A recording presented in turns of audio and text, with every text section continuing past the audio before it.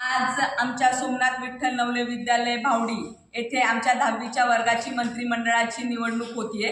मागच्या वर्षीची निवडणूक आम्ही मतपत्रिकेवर घेतली होती, परंतु आपल्याला माहिती आहे डिजिटलायझेशनचा जमाना आहे आणि म्हणून यावेळेस आम्ही ईव्हीएम मशीनवर जी आहे ती निवडणूक घेणार आहे। तर इथे आम्ही गुगल जेमिनायला विचारून एक स्कूल वोटिंगसाठीचं ॲप कोणतं आहे ते डाउनलोड इथे करून घेतलेला आहे आणि त्यानुसार जे आहे इथे तुम्हाला दिसते हा आमचा बॅलेट बॉक्स आहे, ही मतपत्रिका आहे, पण ती मतपत्रिका डिजिटल मतपत्रिका आहे। आता ॲक्च्युअल जे वोटिंग आहे ते कसं होतं ते बघा। पहिल्यांदा आपण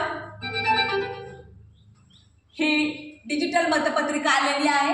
आता हे दोन जे उमेदवार आहेत आमचे, एक सूरज कातडे आणि वेदांत एरंडे, हे दोन्ही जे आहेत तर ते आमचे उमेदवार मुख्यमंत्री पदासाठीचे उमेदवार आहेत। आणि आता एक मी तुम्हाला मॉक पोल दाखवते कशा पद्धतीने जे आहे ते वोटिंग होणार आहे।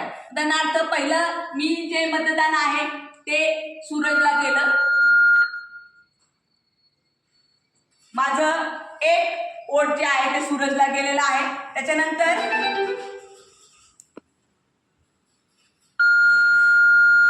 एक वोट जे आहे ते मी वेदांतला दिलेला आहे।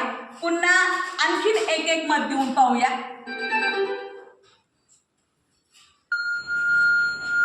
पुन्हा सूरजला एक मत गेलेला आहे आणि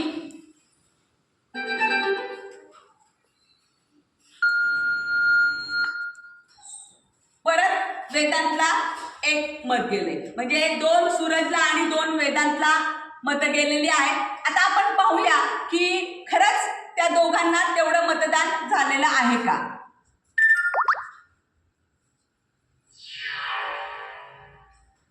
तर इथे तुम्हाला रिझल्ट दिसेल, वर बघा टोटल मत जी आहेत ती 4 दिलेली आहेत। आता दोघांना 2-2 दिलेली आहे, बरोबर झालंय का मतदान बघूयात आपण। बघा सूरजला 2 वोट, वेदांतला 2 वोट, म्हणजे आपलं मशीन व्यवस्थित चालते, ठीक आहे। आणि याच्यामध्ये आता तुम्हाला कोणतीही शंका नाही। हे झालेलं आहे मॉक पोल, ठीक आहे। आता तुम्हाला करायचंय ते ऍक्च्युअल वोटिंग, ठीक आहे। त्याच्यासाठी मी हे पूर्ण सगळं पहिल्यांदा काय करते, क्लिअर करते। आता क्लिअर झाल्यानंतर तुम्ही पाहताय की सगळ्यांना वर 0-0 मतं होती। तर अशा पद्धतीने आता तुम्हाला सगळ्या उमेदवारांना आपल्या मतदान करायचं आहे। समजलं तुम्हाला सगळ्यांना? Okay, thank you.